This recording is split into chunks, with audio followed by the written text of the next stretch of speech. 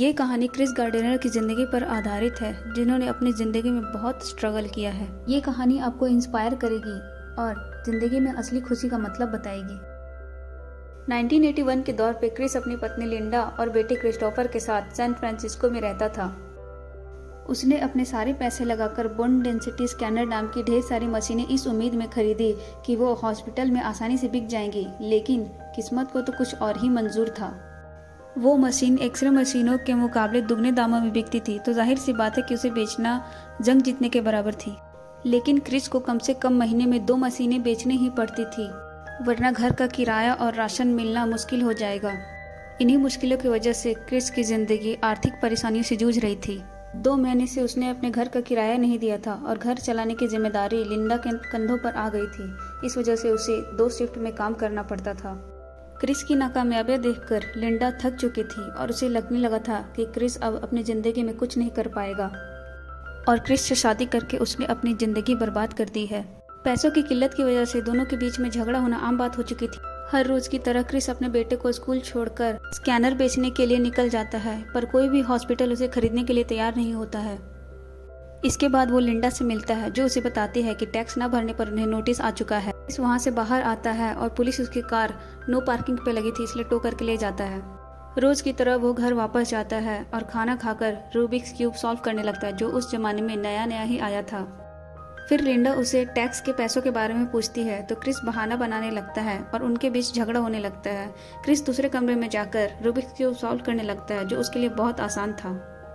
अगले दिन उसे एक आदमी अपनी महंगी कार चलाते हुए नजर आता है। क्रिस उससे पूछता है कि वो क्या काम करता है, तो वो उसे बड़ी बिल्डिंग की ओर इशारा करते हुए बताता है कि वो यहाँ स्टॉक ब्रोकर का काम करता है। क्रिस वहाँ से बाहर आते हुए सभी लोगों को देखता है, जो काफी खुश नजर आ रहे थे। क्रिस भी उन्हीं के जैसा खुश होना चाहता था और उसे लगता है कि परेशानियों के मोहल्ले से बाहर आने का यही एक रास्ता है। वो स्टॉक ब्रोकर की नौकरी का फैसला लिंडा को सुनाता है, जो उसका मजाक उड़ाकर चली जाती है क्योंकि वो सिर्फ +2 पास था। अगले दिन वो कंपनी में नौकरी का एप्लीकेशन लेने जाता है। वो अपना स्कैनर बाहर एक स्ट्रीट आर्टिस्ट के पास छोड़कर अंदर जाता है। वहाँ एक आदमी उसे एप्लीकेशन के प्रोसेस के बारे में बता रहा होता है। तभी वो देखता है कि आर्टिस्ट उसका स्कैनर लेकर भाग रही है और वो पूरी बात सुने बिना उसके पीछे भागने लगता है, लेकिन वो ट्रेन में जा चुकी होती है। अगले दिन वो अपना जॉब एप्लीकेशन कंपनी के रिसोर्स हेड जे ट्विसल को जाकर खुद देता है, लेकिन वो उससे ज़्यादा बात नहीं कर पाता क्योंकि जे जल्दी में था। वहाँ से बाहर आकर क्रिस को वो आर्टिस्ट नज़र आती है, जिससे वो जाके अपना स्कैनर लेता है और उससे कहता है कि एक स्कैनर खो देने का मतलब है पूरे 1 महीने का राशन खो देना।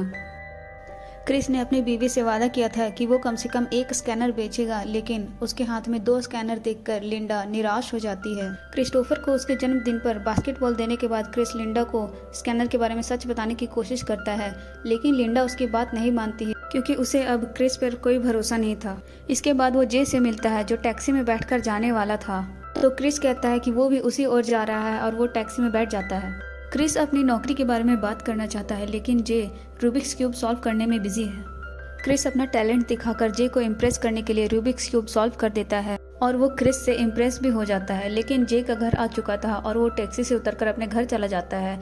इसका मतलब ये है कि क्रिस को अब टैक्सी का भाड़ा देना पड़े। टैक्सी जब चौराहे पर होती है तो क्रिस टैक्सी से निकलकर भाग जाता है और ड्राइवर भी उसका पीछा करने लगता है। क्रिस फिर जाकर ट्रेन में चढ़ जाता है, लेकिन ट्रेन का गेट बंद हो जाने की वजह से उसका स्कैनर बाहर छूट जाता है। इसके बाद क्रिस लिंडा को फोन करके क्रिस्टोफर को स्कूल से वापस लाने के लिए बोलता है। क्रिस्टोफर को स्कूल से लाने के लिए लिंडा को अपनी एक शिफ्ट छोड़नी पड़ी थी, जिसका उसे काफी नुकसान हो गया था, और वो क्रिस से कहती है कि वो घर छोड़कर जा रही है।